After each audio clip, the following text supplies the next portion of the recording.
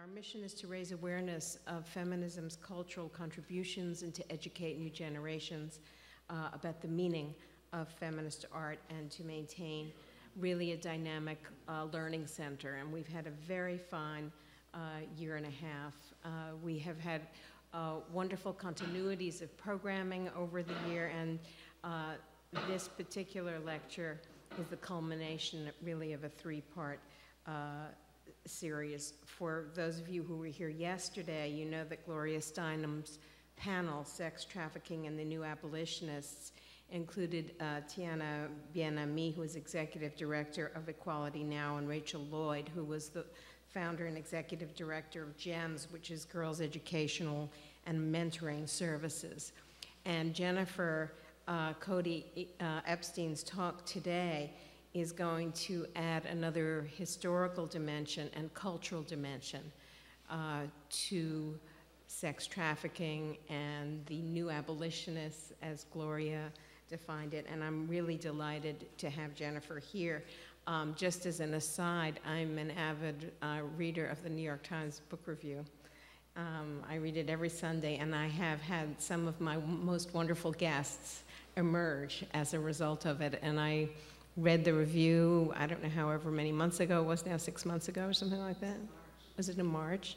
And read the book immediately, and immediately contacted Jennifer and asked her if she would come in and read from the book and discuss it.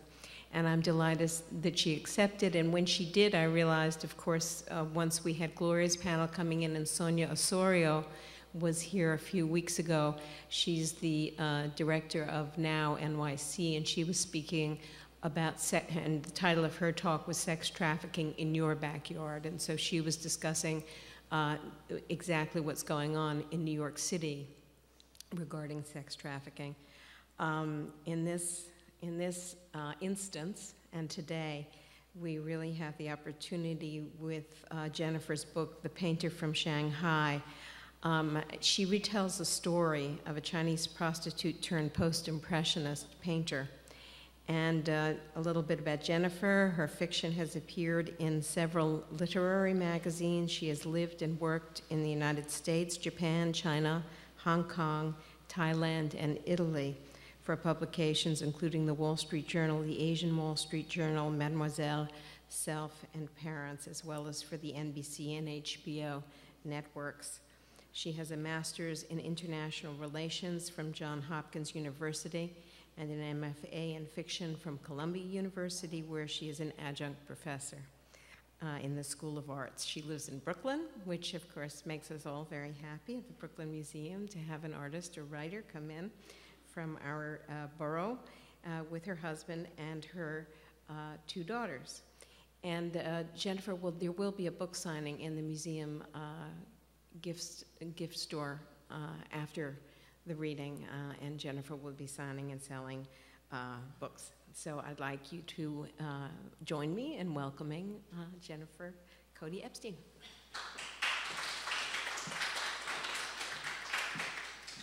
I'm going to just first give a little bit of background on Pan Yulong, because I certainly had not heard of her before I undertook this and sort of rather ambitious endeavor over 10 years ago, and most people that I've spoken with also had not heard of her. So just a little bit of background. She was, the details on her life were actually somewhat sketchy. I suspect that she had a very lot of control over the details of her life, somewhat understandably given what that, those details include. But according to several sources, she was born in 1895. And her family name was actually Chen at that point. Chen Chuqing seems to be the name that people believe that she had. She was the daughter of artisans, a small family, but fairly successful, that made a living out of embroidering hats. So she had some background in embroidery from her mother. Her parents both died when she was 8. She went to live with her uncle, who, like many people at that time, in large part thanks to the West, was an opium addict. And he sold her into a brothel when she was about 14.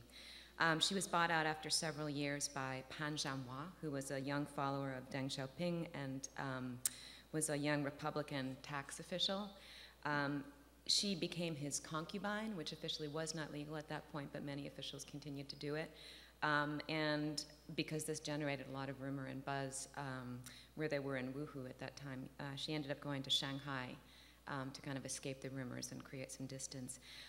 It was there that she entered the Shanghai Art Academy in 1918. This was one of the very first modern art schools in China. It was founded by Liu Haisu, who was another sort of pioneering painting master. There were a series of painters, including Pan Yulang and Zhu Beihong, who fused Western and Eastern art together in very new and interesting ways. And I think that they were sort of among the first people to be doing this in China. And she sort of fell under his tutelage and did very well. In 1920, she ended up getting a scholarship to Lyon University in France on the strength of her painting. From there, she went to the Beaux-Arts in Paris, and she studied there as a quote-unquote free student. There's a French way of saying that, but my French is atrocious, so I won't try. Officially, she wasn't on the roster. I had a researcher there sort of confirm that she's not actually in the archives as an official student. But like many students, she probably was just attending classes when she could get into them, and got obviously a very great education from that because her painting really bloomed. She was mentored in Paris by Zhu Beihong, who was a rival of Liu Haisu, a little bit like Matisse and Picasso. Very, very vitriolic relationship, and they put each other down whenever they could in the newspapers, but they both had very bold, interesting art. She came back to China in 1927 and tried to create a life for herself, painting what she had learned to paint in the past couple decades. Largely, this was comprised of nudes, and because she couldn't find at that point, in a very Confucian-oriented society, people to model for her, she would paint herself using mirrors.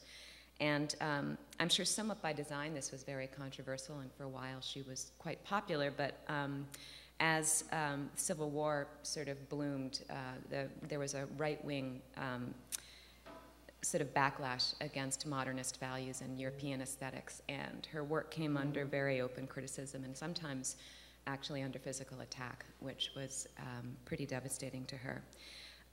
She continued to teach and to live and to paint in Shanghai and Nanjing until 1937.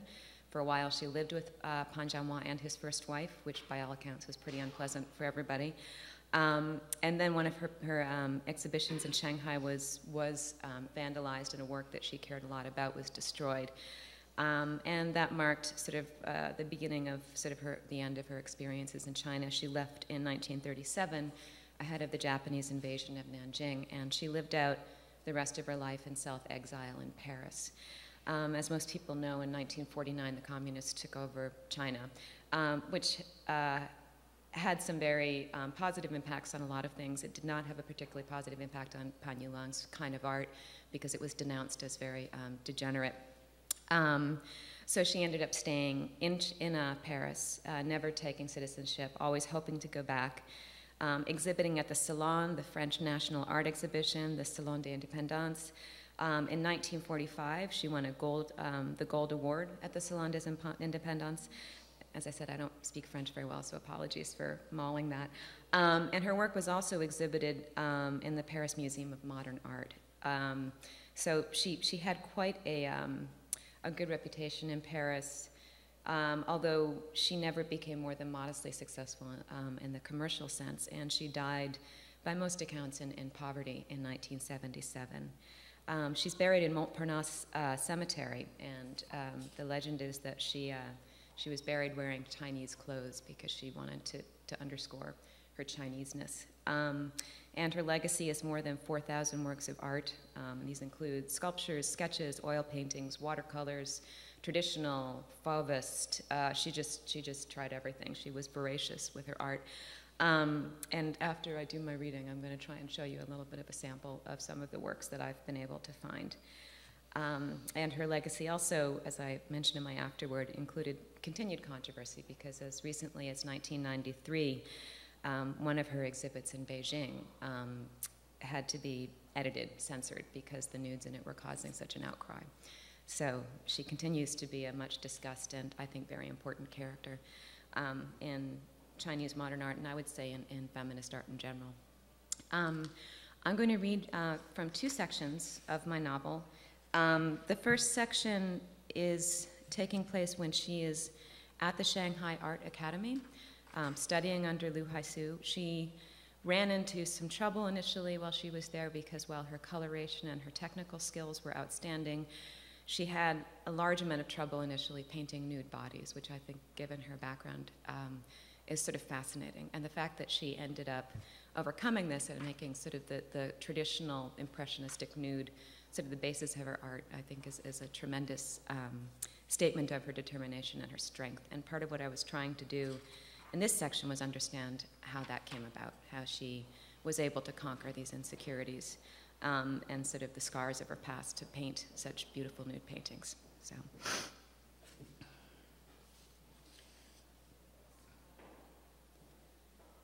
A week later, Yulong still hasn't been to a class, but she is at least finally working. Inspired or shamed by Lu Haisu, she's racked her brain and her contacts and finally found a model to meet her requirements. It took nerve, determination, and 2 mortifying refusals, but when the solution came, it seemed at once both pure genius and sheer insanity. She started that very same afternoon. Now she chews a cuticle, studying her subject. "I'm supposed to live in you," she tells the girl. "That's what Teacher Hong has said." Her model stares back balefully. Goosebumps sprinkle her bare thighs. Yulong rubs her own arms. It is chilly.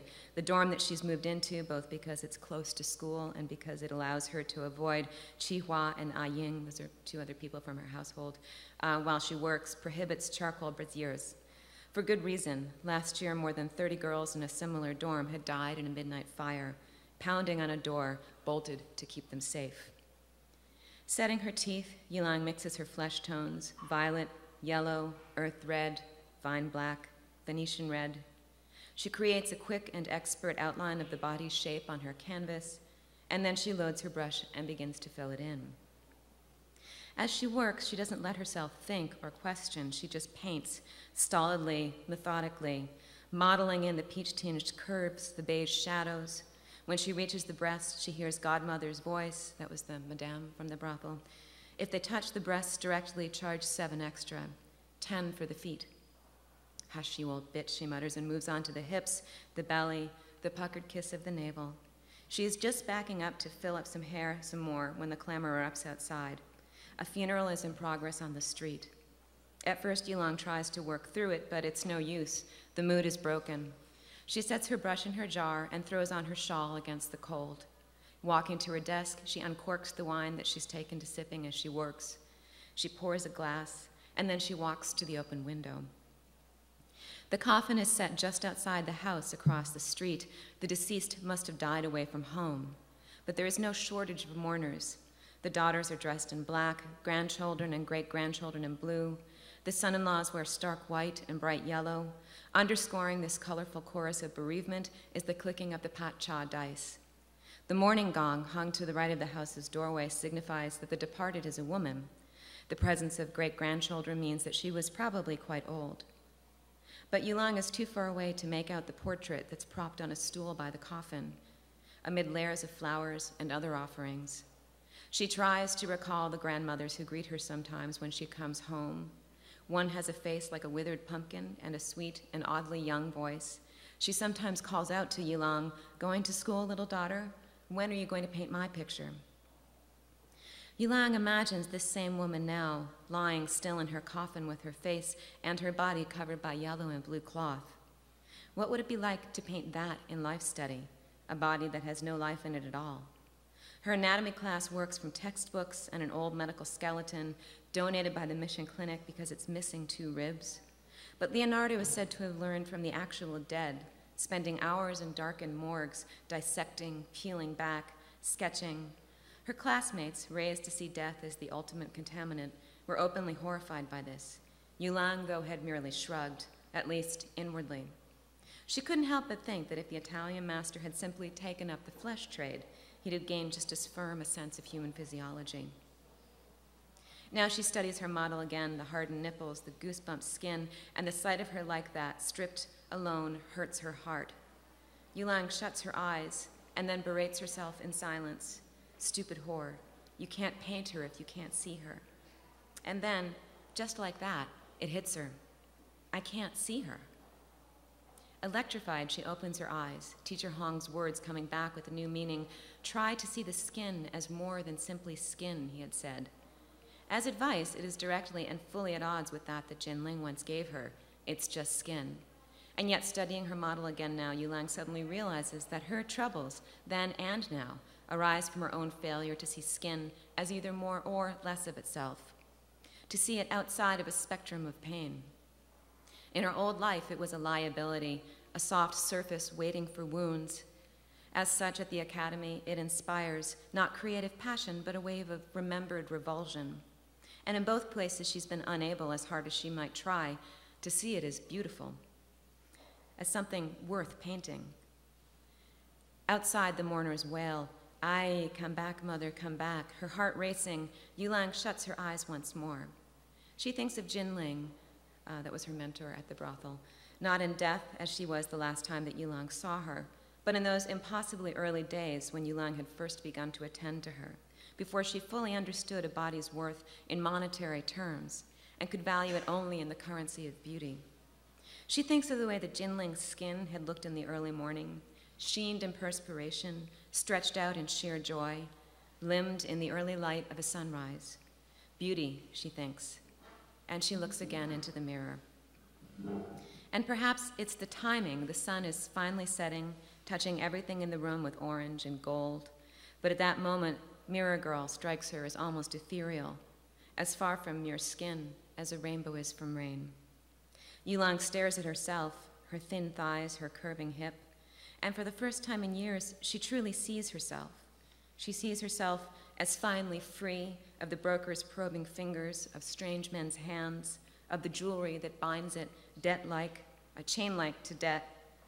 Picking up her palette, she hurriedly paints out the stiff first image. She cocks her head, takes a breath, and starts anew. She paints until the light outside has seeped away into the black sky, until the monks go home and the mourners leave, and all that's left is the soft click of the gambler's ivory.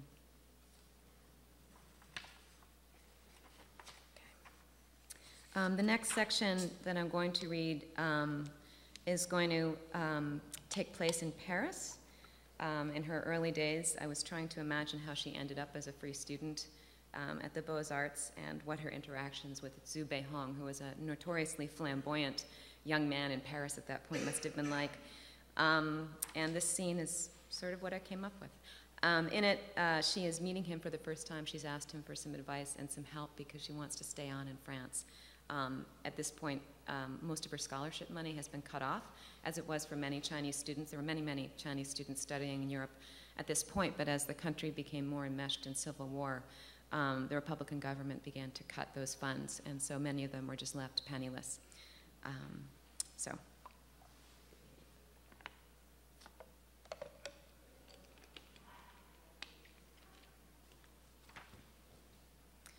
Zhu Beihong is nearly a full hour late for their appointment the next day, but he makes no pretense of an apology. Instead, in a regal motion that's oddly in keeping with his red velvet coat, he waves down a passing waiter. He requests a café noisette for himself and adds half of a pitcher of milk to the coffee. He plunks in several sugar cubes. Observing him, Yulang notes his soft chin and his full lips, both at odds with a broad, strong nose. Jinling, she thinks, would have liked this man's face. She would have said that his nose predicted strength and finance, his lips and chin a weakness for pleasure, a fortuitous combination at the hall. So, the artist says, sipping his milky beverage, you want to study here, but your letter implies complications. These explain it better than I could. Yulang removes the other two notes that she had stored in her novel on Tolstoy. One is her curt Beaux-Arts rejection notice, and the other is even curter, a communique from the Anhui government notifying her that both her scholarships have been withdrawn. The young artist scans first, one, then the other. Yulang settles back to study Parisian cafe culture, something that on her last brief trip here she had no time for. It is indeed a far cry from Lyon. As she watches, a man dressed in a harlequin costume prances past, delivering a note to a girl who is sitting across the room. The girl reads it and blows a languid kiss to the note sender. She is dressed in what looks like a man's military uniform, her poodle tucked like a purse beneath one arm. Between its golden hair clips and monkeyed fur-trimmed little sweater, the dog is decidedly better dressed than its owner, Or, Yulang thinks dryly, herself. You were with the new Sino-French Institute, Zhu Beihong is asking. Yulang forces her attention back to the table. Just for 6 months before I transferred to the Art Academy in Lyon. Long enough to tire of grammar drills and endless lessons on table manners, I'd assume. He drums his fingers. Were you there for the demonstrations? Sorry, I should mention this too. There was a contingency of Chinese students at Lyon University that actually took over the university in, I believe, 1918, right after Yulang would have gotten there. They were demanding that the school create space for them because it had essentially promised that it would, and then it did not. So sort of the early stirrings of political activism. And many of these demonstrators went back to join the revolution, the communist revolution in China. You participated? Zhu asks now. No, but I supported them, and as he lifts an eyebrow, they were in the right. The Chinese consul told them he'd guarantee their admission. Well, from what I've read, that's not his story now. Yulang sets her cup down. Then he's a coward and a liar. Her companion looks amused. Shouldn't you be careful? For all you know, he might have friends here in this cafe. Well, if he does, they're not friends of mine. Still, Yulang casts another glance around. The dark young woman is now feeding her poodle almond pastry, shredding it with gold-painted fingertips before pushing the bits between the dog's black gums. Do you ever honey your words? Zhu Beihong is asking, reaching again for the sugar.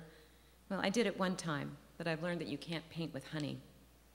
He smiles, a slow, warm grin that seems to illuminate the air around him. Bravo, you'll do well here, mademoiselle. Madame, Yulang corrects him. That's right, he says, without interest. Patting his pockets, he pulls out a tarnished cigarette case. This stuff about the consul, he says, flicking a gawan to his mouth and putting the case back without offering it to her. You heard it directly? Yulang nods. A friend of mine from the academy came to Lyon from the Montargis faction, and he said he'd been lied to. They all did. I believed them. She laughs, remembering, although at that point I barely believed I was in France yet. And this friend, he was one of the radicals. He was a student, like me, or anyone else. Yulang had been going to say like you, but even though the young artist graduated from the Beaux-Arts just last year, she senses that he'd bridle at the suggestion that they're contemporaries. Zhu Beihong has, after all, already shown in 2 salons. He's a protege of the realist Dagnon Bouverie. It's just that the government had taken away his stipend, she continues, his job. He worked in an auto factory there, paid less than a living wage, let alone for schooling. It left no time to study in any case. She stares into her coffee.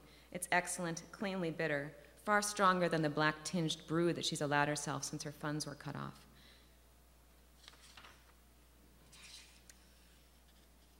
It's hard for us all, Zhu Beihong is saying, sipping his sugared sludge. We didn't come here like rich Americans to drink and eat and dance Le Charleston all night. He nods towards a table of them, speaking loudly in their twanging Yankee voices. We have to make our own way. We have to work. He was trying to get into a course that would let him both live and study, Yulang protests, and he failed. The system failed him. It failed all of us. Yulang eyes him evenly. It's clear that he is bored now by this subject. She picks another which she expects he will like more. Is it true that you've been accepted into the next salon? Predictably, the artist's frown inverts into a small, smug smile. 4 paintings so far, and 5 more that they're deliberating on. He leans back expansively. But I want to hear more of you. How did you manage to transfer to the Lyon Beaux-Arts so quickly? Principal Lu Haisu had helped to set up the arrangement. He had an acquaintance there. Lu Haisu. Zhu pronounces the name as though it rings a distant bell, and Yulang suppresses a small smile. In Shanghai, Zhu Beihong and Lu Haisu are now almost famous as rivals, as Picasso and Matisse are here in Europe. It's even said that when Lu Haisu started his Heavenly Horse Painting Society in Shanghai, Zhu Beihong counter-launched his own painting society here, the Heavenly Dog Society, so named because dogs eat horses. Having met Zhu Beihong, Yulang now fully believes this story.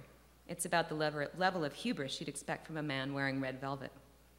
So Monsieur Lu pulled some strings to get you in at Lyon, he's saying now, but I take it they don't reach to Paris. He sounds distinctly pleased by this fact as he picks up the other letter, Yulang's Beaux-Arts rejection. Respectable performance, particularly in coloration, he translates with an ease that makes her envious. Well, that's not so bad. Many people don't even survive the entrance. It's still 3 days of exercises, perspective, portraiture, architectural drawing, etc. Yulang nods. I think I did all right up until the oral part. Grilled in Renaissance art history by a man who might have sat with Marat on the revolutionary tribunals, she'd felt her French disintegrate, hard-won word by hard-won word. Everything she'd memorized, phrases, dates, architectural jargon, had vanished like so much candied rice paper on her tongue. Which old fart was it, Zoo asks now? Lambourdel, something like that. Ah, ouais, Claude Lambourdier, he rolls his eyes. A negligible talent. He got his job because he exhibited with Pissarro in the old days, which of course is ironic, since Pissarro didn't even go to the Beaux-Arts. He glances at the portfolio that has been leaning against her leg throughout their talk. Yulong had lugged it here from her pension this morning, despite a fear that this would seem formal. May I? He asks. Yulong nods, her mouth suddenly as dry as the cardboard folder itself, as Zhu Beihong leafs through its contents, his cigarette dangling from his pursed lips. The problem, she tells him, suppressing a surge of anxiety, is that even if the Beaux-Arts had accepted me, I'd still need a scholarship. The government has cut my stipend off, too. They're cutting off everyone's. I guess they need every bit of gold to fight against the warlords. Pausing over a Cézanne-esque landscape, the young artist chuckles. Thankfully, it's not over her works. No one born abroad will ever get a centime from the Beaux-Arts, he said. It's like trying to pull ivory out of a dog's mouth. He shifts through several more pieces, staring at each with a practiced intensity, before finally stubbing out his second half-smoked cigarette. Very impressive, he says at last, sliding the folder back towards her legs. Though I would urge you to take yourself to the Louvre immediately for a healthy dose of Proudhon, Delacroix, and Rembrandt. What you must focus on is form. That's the meat of art. You paint with honey, after all, Madame Pan. He waves at another waiter, one carrying a small tray of tarts. Speaking of food, how important is it? Excuse me? You're about to move to the culinary capital of Europe. Some would say the world, although I have to say I wish that they would use more salt. Lifting the pitcher, he dumps what's left into his cup.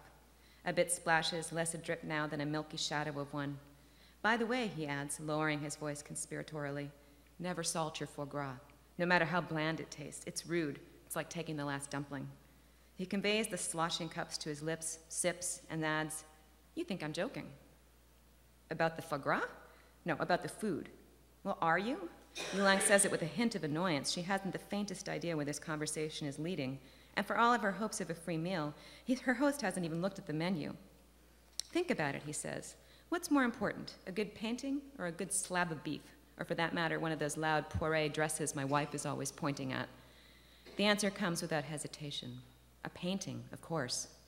He grins again, that liquid, slow beam, and again Yulong feels an absurd flash of pleasure. He is, she suddenly realizes, a man who flashes his charm like a swordmaster. It is his secret weapon. Justement, he says, the steak will fill you for a day, the dress will win you compliments, at least from my wife, for a week, but in 10 years' time or 100, what you've made here, he indicates the portfolio, will remain. Your children, your children's children will see it. You have children. The waiter arrives. Zhu Beihong hands him the creamer, although Yulong wonders why. By this point, he barely has any coffee left. Not yet, she looks away. But I do need a little food to live on, don't I? A little, Zhu Beihong concedes as the waiter materializes again to replace the tiny cream pitcher with a flourish. And as you'll discover, a little in Paris costs much more than a little elsewhere. Biwei and I moved to Berlin for a while last year, thinking it would be cheaper. He pops a sugar cube into his mouth. Of course, prices were rising there at a rate beyond comprehension. You've heard how it was. He crunches, swallows audibly. Bread cost a mark or two at the war's end. It cost 200 billion marks or more by the time we left. Our friends with jobs were getting paid 2 or 3 times daily just to keep up with inflation. But even then, they had to race to buy the basic things. He shakes his head fondly as though this recollection were one of the happier ones of his trip. Things are better now if you have talent, if you know a few tricks, no bonbons, no fancy hats or shoes. On some days, maybe even many days, no dinner. Do all of this and you'll get along, as I have. Here he breaks into a hacking, chest-deep cough that for some might have undermined this last point. The waiter appears like a genie, a glass of water on his tray. As for the school, Zhu Beihong goes on after a sip or two, at heart they still don't want anyone who's not born here. When they do accept them, they give them extraordinary posts, not full student status. Those they leave for the full-blooded Frenchmen, those few who are left after the war, of course. He finishes his water. And you know, of course, that even if you win the school's highest competition, the Prix de Rome, you won't get the prize or the purse. Finishing off his coffee, he signals the waiter and, in French, that is virtually as free of shame as it is of an accent, requests a small pot of hot water. Then he turns back to Yulong. So don't build that into your budget, he adds in Chinese. The waiter returns with a steaming teapot. Anything else, monsieur? No, thank you, Andre. The young artist produces from its jacket pocket a hard roll that looks suspiciously like those that Yulong had just seen outside, left on the tables by paying customers. As he dips it into the milky mixture, she stares at her place setting, remembering those first dreary weeks in Lyon. Small fork for salads, big fork for meat, knife for cutting meat, not butter, spoon for soup or ices, but never for the dinner plate. And don't lick it when you use it. And don't touch any of the utensils before you plan to use them. Somewhat defiantly, she picks up her soup spoon, studies it. What she sees is her own face, clouded, upside down. My husband wants me to come home, she says abruptly. My wife wants me to stop buying paintings, he replies affably. My gallery wants me to pay its commission. The world will always want us to spend differently, to think differently. He jabs his finger at her. What is it you want? To stay. The answer wells up fully, a small part of her soul. I want to live here, to paint here. I want nothing more, but if the Beaux-Arts won't take me, they'll take you. She stares at him. How? I didn't pass the entrance examination. There is more than one entrance to the rabbit's burrow, if you know where to look. Have you heard of the free students? They're alternates, effectively, but if you're disciplined and if you form a good relationship with the maître de session, which is the head of the session in the atelier, you can get every bit of as good an education as any Frenchman. He finishes the bread, wipes his slim fingers on his napkin. And while I can't get you a scholarship, I can help you to find cheap lodging. You wouldn't need to pay much. Of course, if it's not what you want, well, no, Yulong forces a smile. It's so much more than I deserve. I would be so grateful. He nods beneficently. All I'd ask in return is that you keep me in mind if you happen to meet anybody useful. Useful? Oh, critics, important painters. No picture dealers, though. If you ask me, their goal is to squeeze the life from art as we all know it. Scanning the room, his face suddenly brightens. Allo, Fujita, he shouts at a couple that's just been seated. The darker and more diminutive of the women turns to face them, and it's only then that Yulong sees that it isn't a woman at all. It is rather an Oriental with a severe haircut, owlish glasses, and glittering golden hoops in each ear. He waves back at Zhu Beihong, then turns back to his companion. Fujita Suguhara, Beihong offers, turning back to face her. That's Fujita? The man, Yulong notes, is also wearing lipstick. Expensive lipstick, from the look of it. In the flesh, as they say, he calls himself Leonard here. Zhu signals the waiter. His painting's a bit bland for me, lots of skinny girls and cats, but his lines are lovely, and of course he's very well connected. He's also clearly successful. As Yulong watches enviously, the Japanese artist picks several tarts from a passing pastry cart. To her own horror, her stomach growls, loudly. She crosses her arms over it quickly. Are you all right? Zhu is watching her with amusement. What? Oh, of course. She fights back a flush. I was thinking about that old saying about not being able to draw a cake and eat it too. He grunts, one of Biwei's favorites. I often heard it in Berlin. And what did you tell her? Zhu Beihong pulls his fragile frame slightly straighter. That if I give up my art, I'll end up eating my dreams. And dead dreams are worse than hunger. They're poison. He holds her gaze for a moment, and then he licks his teaspoon, crunching its last granules of sugar with clear relish. So that's the reading. Thank you. Now I'm going to attempt to use PowerPoint for the very first time in my life. I have brought some pictures of Pan Yulong, of some of her mentors, and just sort of general informational pictures as well as her own paintings. It was, what do I hit again? Escape? Yes. Okay. And then this one?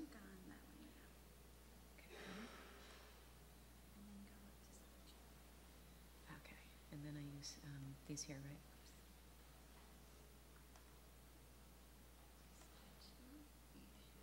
Okay, great. Is this the first one? Yeah. Okay, so that's actually a photo of Pan Yulong. I believe that this was from when she was still in China, although I'm not sure. A lot of these aren't actually dated or not dated accurately. There's another one. That is one of her self-portraits. This is actually the portrait that really started this whole endeavor for me. I was at the Guggenheim Museum with my husband seeing an exhibit on modern Chinese art, And this painting was on the wall, and it just really drew me over because it was so unlike anything else that was in that museum at that time. I mean, there were lots of sort of sketching, inking draws, sort of poetry pieces, and there were some big propaganda posters, but there was nothing like this. And I saw it, and I read her short biography and just was blown away. So that's what set everything in motion. That's Pan Jamois, her husband. It's a sketch that she drew, obviously. I haven't had translated the little poem on the side, but I'm sure it says something nice about him. That's Pan Jamois' son, who became her adopted son, and from what I understand, is still living in Anhui province today. I was not able to get in touch with him, although I did try. This is a painting that I actually use in the preface of the novel. I sort of used a lot of her paintings to try and get insight into what her character might have been like, and I really loved this one. She has a lot of motherhood themes. She never actually had children of her own, although most anecdotal accounts say that she was pregnant at least once. This was going to be on the cover of my novel in the United States, but we couldn't figure out who actually owns the secondary rights to it, so we decided not to take the risk.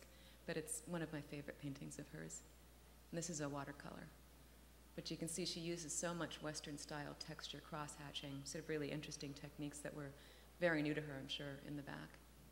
And what years are these? These are sort of spanning from, I think one of them's 1925 up to 1945. This one, I think, is 35.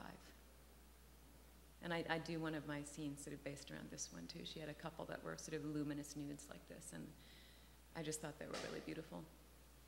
Her colors are very, very bold in some of them. This is another motherhood theme one.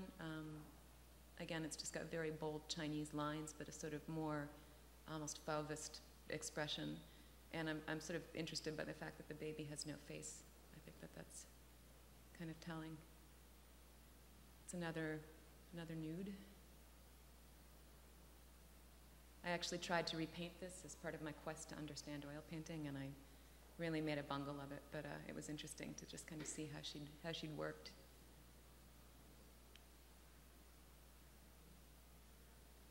Oop, sorry, it shows up twice. That's one of her still lifes. She did a lot of flowers and fruit. This is another fan dance picture.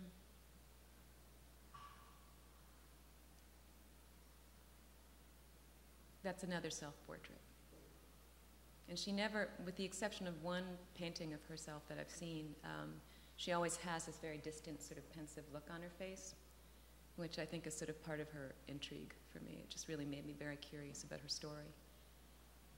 That's relatively later on in her life. It's a painting of war. I don't think it's quite as, she seemed to do better in my mind with beauty, with themes of beauty, but I think that she was very torn apart by what was happening to China, both during World War II and then afterwards.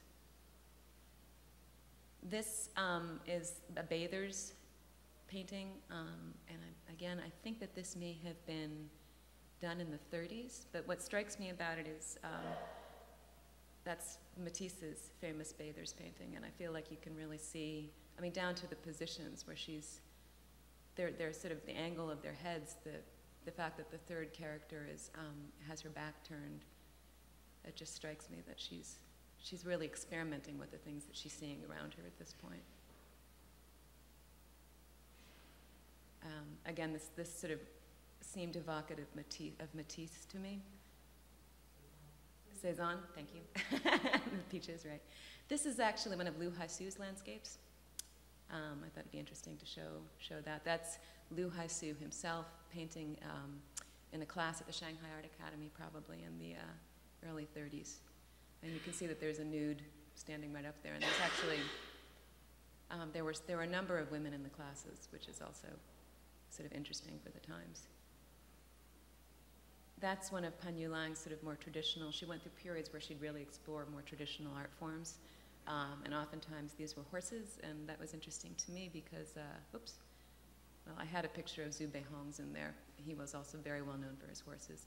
That's the movie that was actually made out of the one source that seems to be around on her life, and it's a very controversial source, but it was a series of articles, sort of fictionalized biographical articles that was written under a pseudonym in a Chinese art magazine in the 1980s. And eventually they were put into a novel in China by the magazine itself. And there were symposiums trying to figure out who the writer might have been. Nobody really ever figured it out. But the story is that they were based on discussions that Pan Yulong had with her daughter-in-law.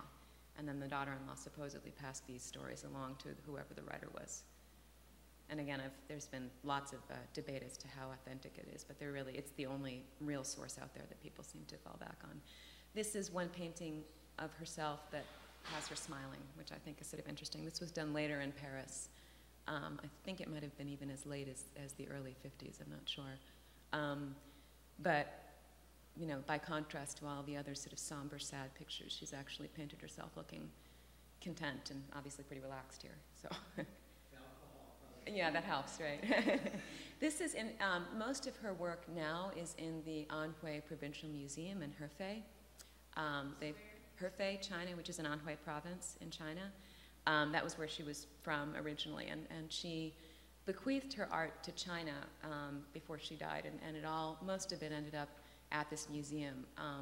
This is a relatively new wing in the museum. It wasn't around when I first started researching, and I, again, had written them several times asking them if I could come. I sent a researcher to sort of knock on their door and try to take pictures. At that point, everything was being sort of categorized and cataloged in the basement, and they wouldn't let us near it. So, you know, I don't know whether they're supportive or not of my project, but I'm hoping to get there at some point. And that's the same painting that you saw at the museum being looked at by a modern-day Chinese person. And I think that's it. So. What year was the photograph of the model, the new model, the model? I would say that was probably in the 1920s.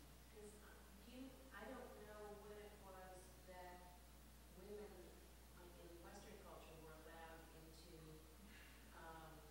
classes with naked or nude models. Right. Yeah. Certainly, if there were male models, I know. I know that continued for a long time. Yeah. I mean, I think there certainly was an outcry. I think that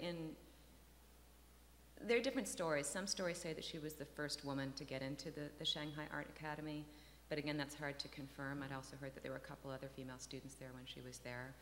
I think by all accounts, Liu Haisu was pretty progressive. So my guess is he probably would have allowed the women in, at least to paint the men. I mean, the other women. I know that when Yulong went to the Nanjing Central University, she got into some trouble at Shanghai Art Academy. I think she slapped a colleague for calling her a prostitute or something. And she left and went to work in Nanjing under Zhu Beihong. And she sort of caused another scandal because to sort of protest the fact that women were not allowed into the classes where male nudes were posing, she dressed up as a man and went in and painted one of the male nudes. And that caused a bit of an outburst. So, and I think that would have been in the early 1930s.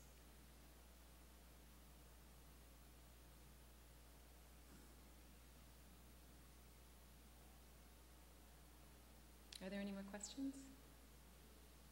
This literary form, like fictional biography, excuse me, cold. But are there other writers that you were influenced by? That I was influenced by? Yeah. Sure. I mean, they're trying to think of. You know, the first one that comes to mind, strangely enough, is Dave Eggers, who wrote his second book was called What is the What, and it was based on a narrative story by a Sudanese refugee who he'd actually sat down with and worked with, and all the proceeds are going to help, you know, the victims of the civil war in Sudan. You know, certainly there were others. You know, I think it was more. It wasn't simply biographical fiction, it was also just historical fiction in general that really impressed me. And I've always loved it. I mean, everything from Edith Wharton, you know, on has been, you know, just really interesting to me.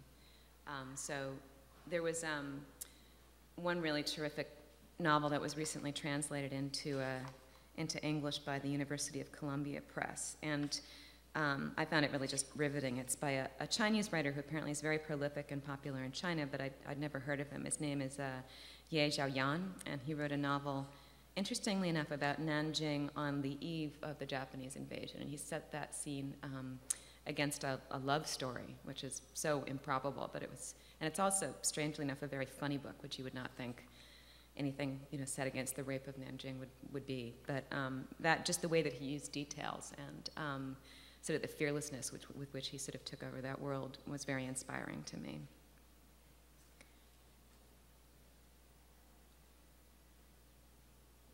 Very early on, the beginning of the book is a lot about her childhood and then her going into the brothel, her uncle having sold her Right. to the brothel and what her life was like there.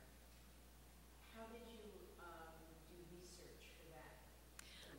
Largely by reading. I mean, I took I was at Columbia's MFA program at the time, and I was able, very luckily, to take classes, you know, in different departments. So I took a number of Chinese history classes, and Professor Madeline Zalen there, is the head of the East Asian Studies Department, and she gave me some suggestions for books that actually, there's two books in particular that focus on prostitution in China during this period. There's one by Sue Gronwald called Beautiful Merchandise, and another one called Dangerous Pleasures by Gail Hershatter. So I read those pretty carefully and intently, took a lot of notes. I read materials on prostitution in general. I was sort of interested yesterday, they talked about the Mustang Ranch, and I'd actually read, you know, a memoir that came out of the Mustang Ranch to try and get a sense of, you know, just the modern day feel of prostitution. And, you know, interestingly enough, there did seem to be, you know, it seems to be the same experience from what I read. There was also a novel, a Chinese novel called The Sing Song Girls of Shanghai, I believe, which was a novel written in China, I think in the 1940s, and it was recently translated, and it was all set in a brothel, so I relied on that a little bit too. But it was basically just, you know, relying on a few sources, talking to people when I could, and just trying to fill in the gaps through imagination, which is largely what the book ended up being. I cannot, no. I read some Japanese, and so that helps because the characters are oftentimes the same, so you can get a sense of whether you're on the right page or not. But for important sources, I would have a translator translate things for me, and also do research on the internet and stuff, because it was just, you know, much faster that way. Did you visit Shanghai?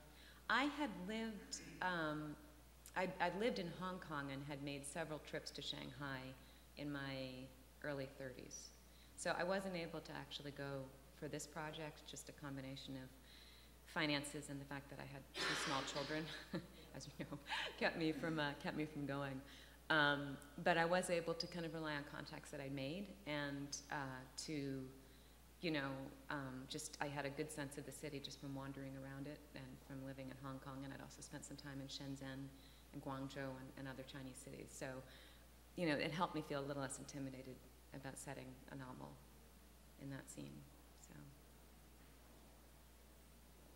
When you saw her painting in Guggenheim and you said you read her story and it just called out to you, what was it specifically that engaged you? Because this obviously is an enormous commitment to do this, and it's a wonderful, wonderful book. Oh, thank you. But I'm really interested to know what it was that really grabbed you. Were you an art historian in any way? I mean, I know your background is not material, but what was it? You know, I think I have a long-standing interest in women in the arts. I think that's part of it. I'm also fascinated by the cultural intersections in art. You know, what happens when two very different cultures sort of clash and merge or combine, and the art forms that can spring from that. So I think it was the combination of seeing that this woman had, you know, melded both forms into such a, for me, and again, I'm a very untutored art historian, but I just really was affected by her work. I thought it was quite lovely. And then to read her story and see that it had come from such a completely grim set of circumstances, that she'd had such a difficult life, and that despite all of these things that were said against her, being a woman in China, which was not easy to begin with, and then being a prostitute and a sexual slave, and then a concubine, and yet somehow she'd overcome all these things and went on to create beautiful art. I just felt that that was such an amazing story, and it made me want to not only know more about her, but I felt like people had to know about her. I pulled my husband over and I said, "Why does nobody know about this woman?" And he said, "Well, they should, and you should write her story." And I was like, I told him he was nuts, because I didn't think that it was at all within my scope. But the idea just never went away. I just kept on trying to write other things that seemed safer, and they weren't very interesting to me. So eventually I finally did, after my first child was born, I finally sat down very early one morning and just started to see if I could do this, and then just got hooked on the process.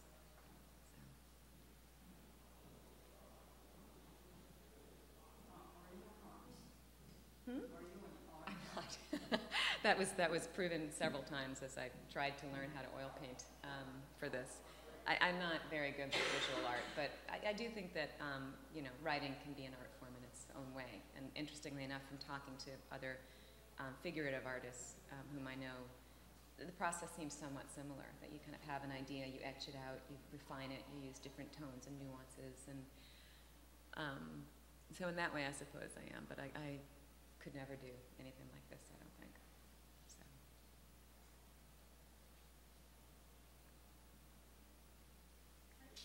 Thank you very much.